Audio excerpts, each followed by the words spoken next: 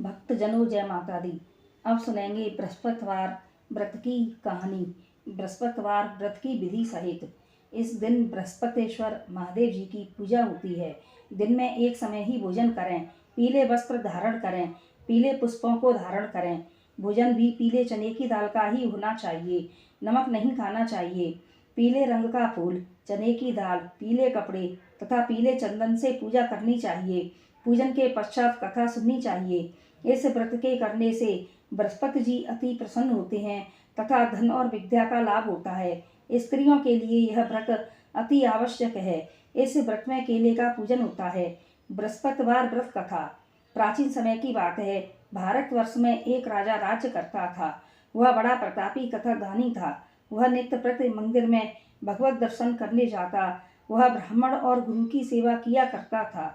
उसके द्वार से भी कोई याचक निराश होकर नहीं लौटता था। वह प्रत्येक गुरुवार को व्रत रखता एवं पूजन करता था। हर दिन गरीबों की सहायता करता था, परंतु यह सब बातें उसकी रानी को अच्छी नहीं लगती थी। वह न तो व्रत करती और न ही किसी को एक पैसा भी दान में देती। वह राजा से भी ऐसा करने को मना किया करती थी। एक समय की बात है कि राजा शिकार खेलने वन को गए। घर पर रानी और दासी थी। उस समय गुरु बृहस्पति साधु का रूप धारण कर राजा के दरवाजे पर भिक्षा मांगने आए। साधु ने रानी से भिक्षा मांगी तो वह कहने लगी, हे साधु महाराज, मैं इस दान और पुण्य से तंग आ गई हूँ। इस कार्य के लिए तो मेरे पति देवी बहुत हैं। अब आप ऐसी कृपा करें कि यह सारा धन नष्ट हो जाए तथा मैं आराम से रह सकूं। साधु रूपी बृहस्पति देव जी ने कहा, हे देवी, तुम बड़ी विचित्र हो। संतान और धन से कोई भी दुखी नहीं होता, इसको सभी चाहते हैं। पापी भी पुत्र और धन की इच्छा करता है।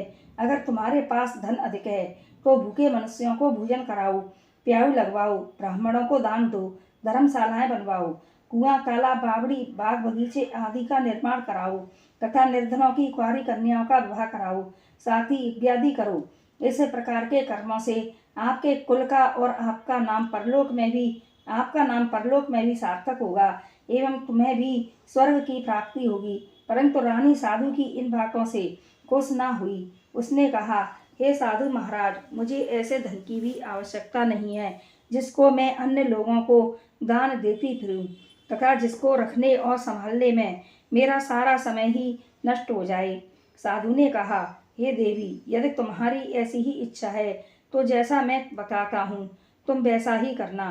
बृहस्पतिवार के दिन घर आंगन को गोबर से लीपना, अपने केशों को पीली मिट्टी से धोना, केशों को धोते समय स्नान करना, राजा से कहना कि वह हजामत करवाएं, भोजन में मांस मदिरा खाना, कपड़े धोबी के यहाँ धुलने देना।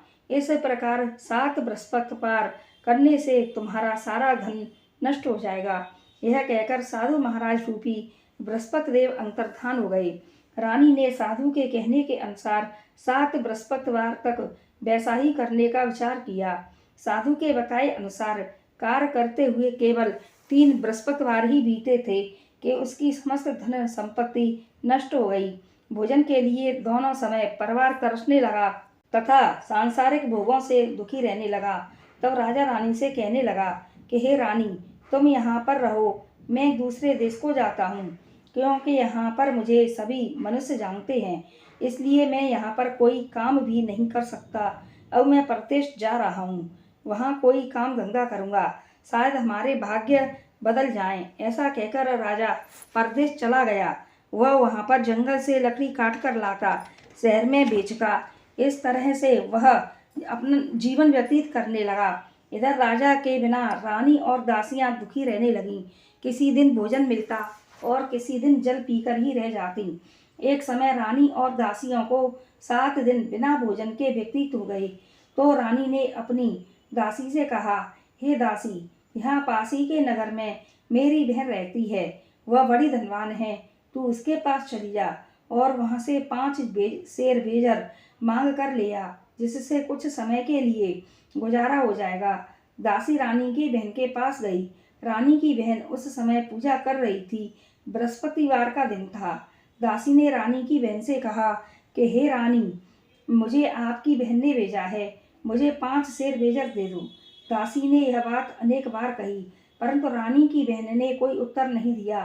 क्योंकि वह उस समय बृहस्पतिवार की कथा सुन रही थी।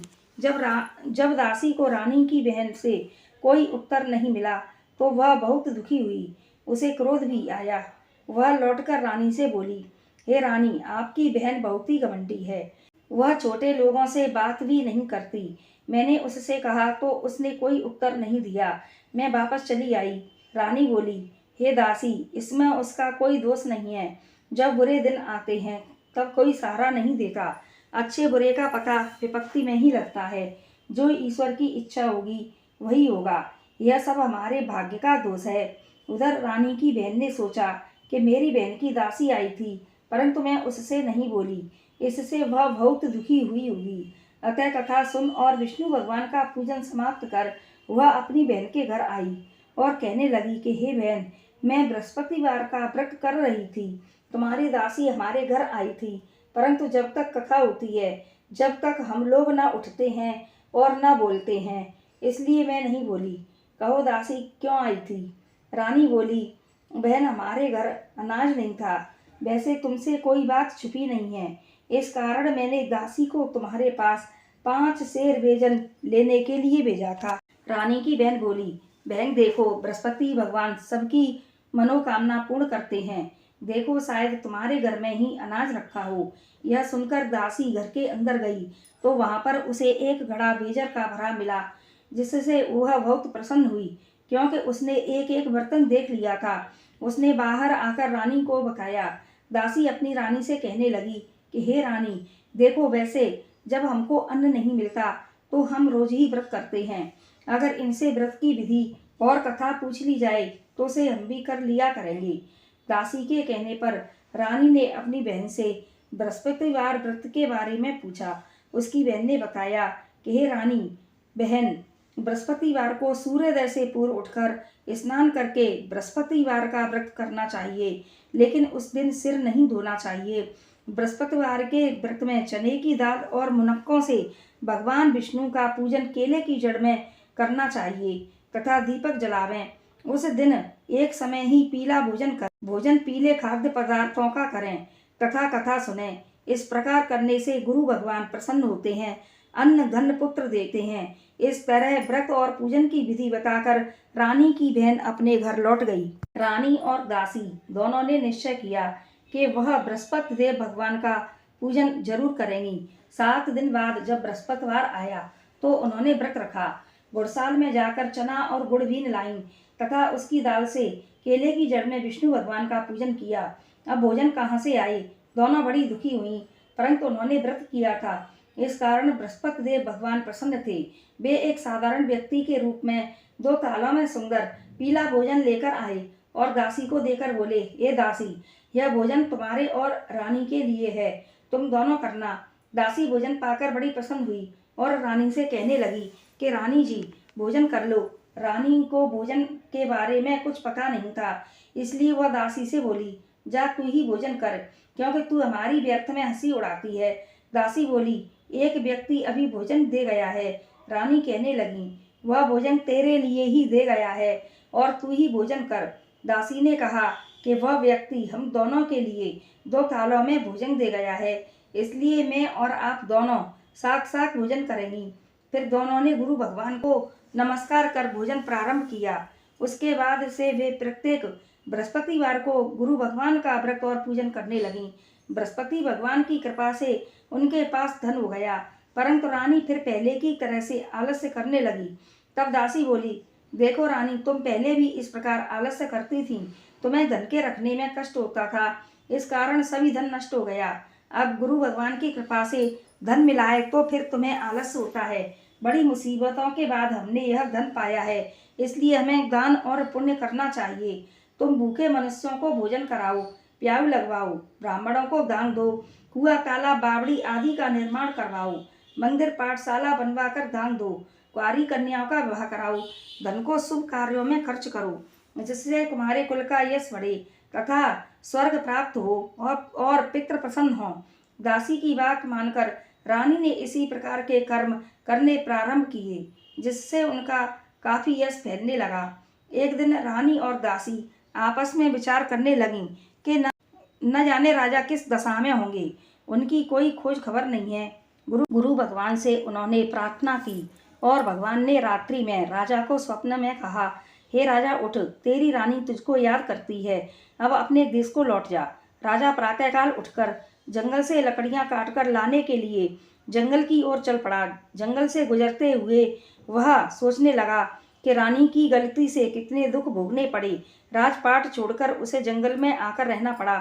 जंगल से लकड़ियां काटकर उन्हें बेचकर गुजारा करना पड़ा। उसी समय उस जंगल में बृहस्पति देव एक साधु का रूप धारण कर आए और राजा के पास आकर बोले, हे लकड़हारे, तुम इस सुनसान जंगल में किस चिंता में बैठी हो, मुझे बतलाओ।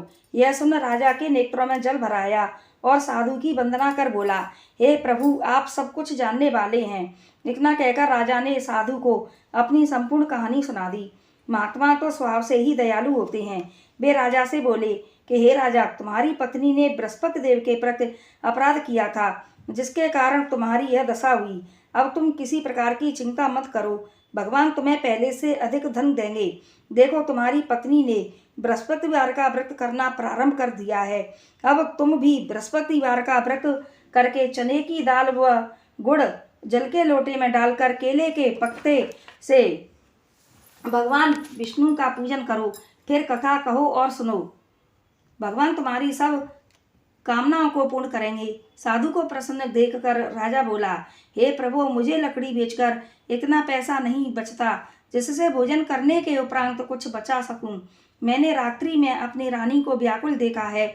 मेरे पास कोई साधन नहीं जिससे समाचार जान सकूं। फिर मैं बृहस्पतिवार की कौन सी कहानी कहूँ या सुनूं? मुझको तो कुछ भी मालूम नहीं है। साधु ने कहा, हे राजा, तुम किसी बात की चिंता मत करो। बृहस्पतिवार के दिन तुम रोजाना की तरह लकड़ियां लेकर शहर में जाओ। तुम्हें रोज से 2 गुना धन प्राप्त होगा, जिससे तुम भली भांति भोजन कर लोगे तथा बृहस्पति देव की पूजा का सामान भी आ जाएगा। बृहस्पति देव की कथा इस प्रकार है। बृहस्पति देव की कथा। प्राचीन काल में एक बहुत ही निर्धन ब्राह्मण था। उसके कोई संतान नहीं थी। वह नित्य पूजा पाठ करता, परंतु उसकी स्त्री बहुत मलिनता के साथ रहती थी। वह ना तो स्नान करती और न किसी देवता का पूजन करती थी। प्रातःकाल उठते ही वह सर्वप्रथम भोजन करती, बाद में कोई अन्य कार्य करती। ब्राह्मण देवता बहुत दुखी रहते थे। पत्नी को बहुत समझाते, किंतु उसका कोई परिणाम न निकलता। भगवान की अनुकंपा से एक समय उस ब्राह्मण की पत्नी गर्भवती हुई और 10वें महीने में उसने एक सुंदर कन्या को जन्म दिया। निर्धन ब्राह्मण कन्या के जन्म से बहुत दुखी हुआ। धीरे धीरे ब्राह्मण की कन्या बड़ी होने लगी।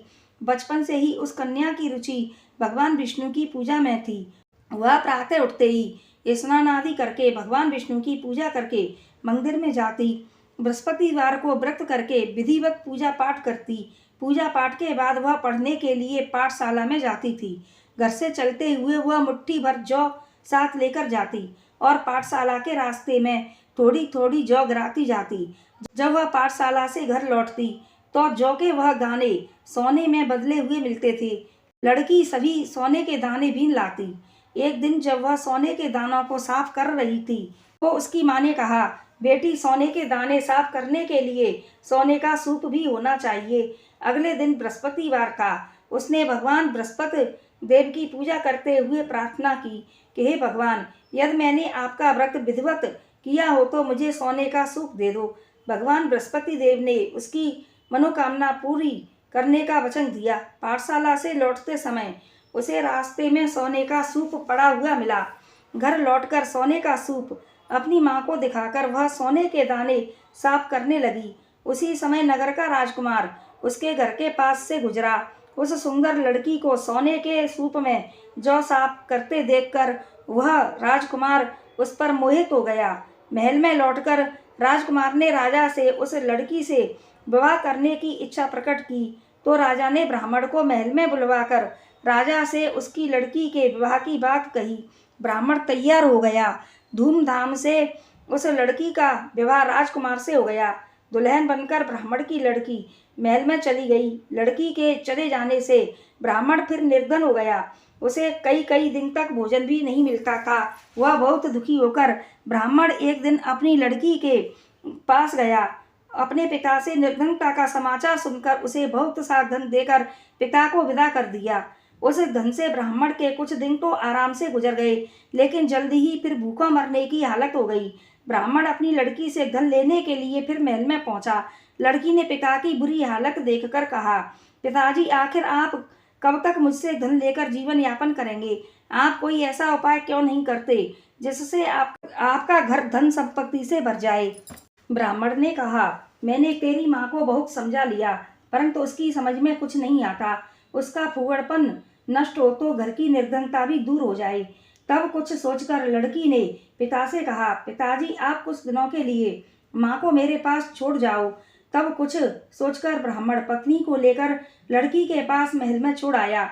लड़की ने अपनी माँ से कहा, माँ, तुम प्रातःकाल उठकर स्नान आदि करके भगवान बृहस्पति देव विष्णु जी की पूजा अवश्य करना। पूजा करने से तुम्हारी निर्धनता अवश्य दूर हो जाएगी। लेकिन उसकी माँ ने उसकी कोई बात नहीं मानी। तब क्रोधित होकर लड़की ने अपनी माँ को एक कक्ष में बंद कर दिया। सूर्योदय के समय माँ को उठाकर जबरदस्ती उसे स्नान कराया और फिर मंदिर में ले जाकर भगवान बृहस्पति देव की पूजा कराई। कुछ दिनों तक ऐसा करने से माँ की बुद्धि में परिवर्तन हुआ और वह स्वयं बृहस्पतिवार का व्रत रखने लगी। उसके व्रत रखने से ब्राह्मण के घर में भगवान विष्णु की अनुकंपा से धन की वर्षा होने लगी। दोनों पति पत्नी धन संपत्ति पाकर आनंद पूर्वक जीवन यापन करते हुए विष्णु धाम को चले गए। लकड़हारा बने राजा ने उन साधु से भगवान बृहस्पति देव की यह कथा सुनकर बृहस्पतिवार का व्रत करके भगवान विष्णु की पूजा की। उस दिन से उसके सभी कलेश दूर हो गए। लेकिन अगले बृहस्पतिवार को कामकाज में अधिक व्यस्त रहने के कारण उसने भगवान बृहस्पति देव जी का व्रत नहीं किया। भगवान बृहस्पति देव लकड़हारे से क्रोधित हो गए और उसे भूल की सजा दी। उस दिन नगर के राजा ने नगर में घोषणा करके सबको सूचित किया, प्रत्येक नागरिक मेरे महल में भोजन करने आए। जो नहीं आएगा उसको अपराधी मानकर दंड दिया जाएगा। लकड़हारा बने राजा ने उस नगर के राजा की घोषणा तो सुनी, लेकिन जंगल से लकड़ी काटकर लाने और उन्हें बेचने में देर हो जाने के कारण वह समय पर महल में भोजन करने नहीं जा सका। अतः राजा के सैनिक लकड़हारे को पकड़कर महल में ले गए। राजा ने उसे महल के एक कक्ष में बैठा कर भोजन कराया। उस कक्ष में एक खूंटी पर रानी का सोने का हार लटका हुआ था। लकड़हारा अकेला उस कक्ष में भोजन कर रहा था। तभी उसने एक आश्चर्यजनक घटना घटती देखी। देखते ही देखते वह खूंटी हार को निगल गई। थोड़ी देर बाद राजा ने हार को गायब देखा तो लकड़हारे को कारावास में डलवा दिया। लकड़हारा मन ही मन अपने भाग्य को कोसने लगा। तभी उसे जंगल में मिले साधु का स्मरण हो आया। थोड़ी देर में भगवान बृहस्पति देव सन्यासी के रूप में उसके सामने प्रकट हुए और कहा, हे लकड़हारे, तूने भगवान बृहस्पति देव की पूजा नहीं की, इसलिए तुम्हें कष्ट हुआ है। लेकिन अब चिंता मत करो, बृहस्पतिवार के दिन कारागार के दरवाजे पर तुम्हें कुछ पैसे पड़े हुए मिलेंगे। उन पैसों से भगवान बृहस्पति देव का व्रत करके उनकी पूजा करोगे तो तुम्हारे सब दुख दूर हो जाएंगे। बृहस्पतिवार के दिन दरवाजे पर पड़े मिले पैसों से चने और गुड़ मंगाकर लकड़हारे ने बृहस्पतिवार की कथा कही तो भगवान बृहस्पति देव ने प्रसन्न होकर उस नगर के राजा को स्वप्न में लकड़हारे को कारागार से मुक्त करने को कहा। सुबह राजा ने अपने कक्ष में आकर देखा तो खूंटी पर रानी का हार लटका हुआ था। राजा ने लकड़हारे को मुक्त कर दिया और उसे धन और आभूषण देकर विदा किया। लकड़हारा बना राजा उस नगर से चलकर अपने नगर में पहुंचा तो उस नगर में कुएं, धर्मशाला, बाग बगीचे देखकर वह बहुत प्रसन्न हुआ। राजा ने किसी से पूछा, ये कुएं और धर्मशालाएं किसने बनवाई हैं? सबने उसे बताया कि यह सब रानी और उसकी दासी ने बनवाई हैं। राजा महल में पहुंचा तो रानी ने उसका भव्य स्वागत किया। तब राजा ने निश्चय किया कि सप्ताह में एक बार तो सभी बृहस्पति देव का व्रत तथा पूजन करते हैं, परंतु मैं प्रतिदिन व्रत किया करूंगा तथा दिन में 3 बार कथा कहा करूंगा। अब राजा हर समय दुसाले में चने की दाल बांधे रहता था तथा दिन में 3 बार बृहस्पति देव की कथा कहता। कुछ दिनों के बाद राजा को अपनी बहन की याद आई। एक दिन घोड़े पर सवार होकर राजा अपनी बहन से मिलने चल दिया। अभी राजा नगर के बाहर पहुंचा ही था कि उसने कुछ लोगों को एक सबको ले जाते हुए देखा। राजा को स्मरण हो आया कि आज उसने किसी को बृहस्पतिवार की व्रत की कथा नहीं सुनाई है। राजा ने उन लोगों को रोककर कहा, भाइयों, आप सबको ले जाने से पहले मुझसे बृहस्पतिवार की कथा सुन लें। लोगों ने राजा पर क्रोधित होकर कहा, तुम पागल तो नहीं हो? लेकिन कुछ बूढ़े बड़ों ने लोगों से कहा कि अच्छा भाई, साथ में चलते चलते तुम अपनी कथा भी सुना लो। राजा ने चलते हुए आधी कथा ही सुनाई थी कि सब हिलने लगा। राजा के पूरी कथा सुनाते ही सब उठकर बैठ गया। लोगों ने हैरानी से दांतों तले उंगली दबा ली और अगले बृहस्पतिवार से भगवान बृहस्पति देव का व्रत करने व कथा सुनने का निश्चय कर लिया। अब घोड़े पर सवार राजा चलते हुए एक किसान के पास पहुंचा। किसान अपने खेत में हल चला रहा था। राजा ने कहा, अरे भाई, मुझसे बृहस्पतिवार की कथा सुन लो। किसान झुंझलाकर बोला, अरे भाई, देख नहीं रहे हो, जितनी देर तक तुम्हारी कथा सुनूंगा उतनी देर में मैं पूरे खेत में हल चला लूंगा। राजा निराश होकर चलने लगा। तभी किसान के बैल लड़खड़ाकर जमीन पर गिर पड़े। किसान के पेट में भी जोरों का दर्द होने लगा। उस किसान की पत्नी जब खाना लेकर आई तो उसने किसान से इस बारे में पूछा। किसान ने घुड़सवार की पूरी बात बता दी। किसान की पत्नी दौड़ती हुई राजा के पास पहुंचकर हाथ जोड़कर बोली, भैया, मैं तुम्हारी कथा सुनने को तैयार हूँ। राजा ने उसके साथ खेत पर पहुंचकर बृहस्पतिवार की कथा सुनाई। तभी बैल उठकर खड़े हो गए। किसान के पेट का दर्द भी तुरंत ठीक हो गया। राजा अपनी बहन के घर पहुंचा तो उसकी बहुत आवभगत हुई। अगले दिन सुबह उठकर राजा ने देखा कि घर के सभी लोग भोजन कर रहे हैं। किसी भूखे को बृहस्पतिवार की कथा सुनाए बिना राजा भोजन नहीं करता था। उसने अपनी बहन से कहा, बहन, क्या घर में कोई ऐसा व्यक्ति है जिसने अभी तक भोजन न किया हो? उसकी बहन बोली, भैया, हमारे घर में तो क्या आपको पूरे नगर में कोई ऐसा व्यक्ति नहीं मिलेगा जिसने सुबह सुबह भोजन नहीं किया हो। तब राजा ने बहन के घर से निकलकर उस नगर में बिना भोजन किए व्यक्ति की तलाश की। एक गडरिये के घर में उसका बेटा बीमार होने के कारण भूखा रह गया था। राजा ने उसको जाकर बृहस्पतिवार की कथा सुनाई। कथा सुनते सुनते गडरिये का बेटा बिल्कुल ठीक हो गया। सबने राजा की बहुत प्रशंसा की। एक दिन राजा ने अपनी बहन से कहा कि बहन, अब हम अपने घर जाना चाहते हैं, तुम भी हमारे साथ चलो, कुछ दिन वहां रहकर लौट आना। राजा की बहन ने अपनी सास से पूछा तो सास ने ताना देते हुए कहा, बहू, मायके जाना हो तो अकेली जाना, मेरे पोतों को साथ नहीं ले जाना।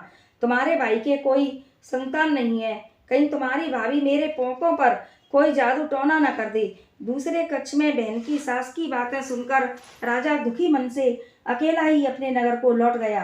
रानी ने राजा से कहा, आप तो अपनी बहन को साथ लाने की बात कहकर गए थे, फिर बहन को साथ क्यों नहीं लाई? तब राजा ने दुखी होते हुए कहा कि रानी, हमने संतान हैं, इसलिए कोई हमारे घर आना पसंद नहीं करता। रानी ने राजा को समझाया कि हे प्राणनाथ, हमें बृहस्पति देव ने सब कुछ दिया है, अब भगवान बृहस्पति देव हमें संतान भी अवश्य देंगे। बृहस्पतिवार को विधिवत व्रत करते हुए राजा रानी ने भगवान बृहस्पति देव से संतान के लिए प्रार्थना की। कुछ दिनों के बाद उन्होंने स्वप्न में दर्शन देते हुए कहा कि हे राजन, तेरी मनोकामना अवश्य पूरी होगी। एक सप्ताह बाद ही रानी गर्भवती हो गई। 10वें महीने रानी ने एक सुंदर पुत्र को जन्म दिया। राजा रानी जीवन पर्यंत बृहस्पतिवार का व्रत करते रहे। उनके घर में धन की वर्षा होती रही। इस तरह आनंद पूर्वक जीवन यापन करते हुए राजा रानी भगवान बृहस्पति देव की अनुकंपा से मोक्ष को प्राप्त करके सीधे बैकुंठ धाम पहुंच गए। बृहस्पतिवार को विधिवत व्रत करके जो स्त्री पुरुष भगवान विष्णु की पूजा करते हैं, भगवान उनकी सभी मनोकामनाएं पूर्ण करते हैं। बोलो विष्णु भगवान की जय, बोलो बृहस्पति देव की जय। आरती। जय बृहस्पति देवा स्वामी, जय बृहस्पति देवा, छिन छिन भोग लगाऊं, छिन छिन भोग लगाऊं, कदली फल मेवा। ओम जय बृहस्पति देवा, तुम पूर्ण परमात्मा, तुम अंतरयामी, स्वामी तुम अंतरयामी। जगत पिता जगदीश्वर, जगत पिता जगदीश्वर, तुम सबके स्वामी। ओम जय बृहस्पति देवा, चरणामृत निज निर्मल, सब पातक हरता, स्वामी सब पातक हरता, सकल मनोरथ गायक, सकल मनोरथ गायक, कृपा करो भरता। ओम जय बृहस्पति देवा, तन मन धन अर्पण कर, जो जन शरण पड़े। स्वामी जो जन शरण पड़े, प्रभु प्रकट तव होकर, प्रभु प्रकट तव होकर, आकर द्वार खड़े। ओम जय बृहस्पति देवा, दीन दयाल दयानिधि, भक्तन हितकारी। स्वामी भक्तन हितकारी, पाप दोष सब हरता, पाप दोष सब हरता, भव बंधन हारी। ओम जय बृहस्पति देवा, सकल मनोरथ गायक, सब संशय हारी। स्वामी सब संशय हारी, विषय विकार मिटाओ, विषय विकार मिटाओ, संतन सुखकारी। ओम जय बृहस्पति देवा, जो कोई आरती तेरी प्रेम सहित गावे, स्वामी प्रेम सहित गावे, ज्येष्ठानंद आनंद सो निश्चय फल पावे। ओम जय बृहस्पति देवा, ओम जय बृहस्पति देवा, स्वामी जय बृहस्पति देवा। छिन्न भोग लगाऊं, कदली फल मेवा। ओम जय बृहस्पति देवा। जय माता दी।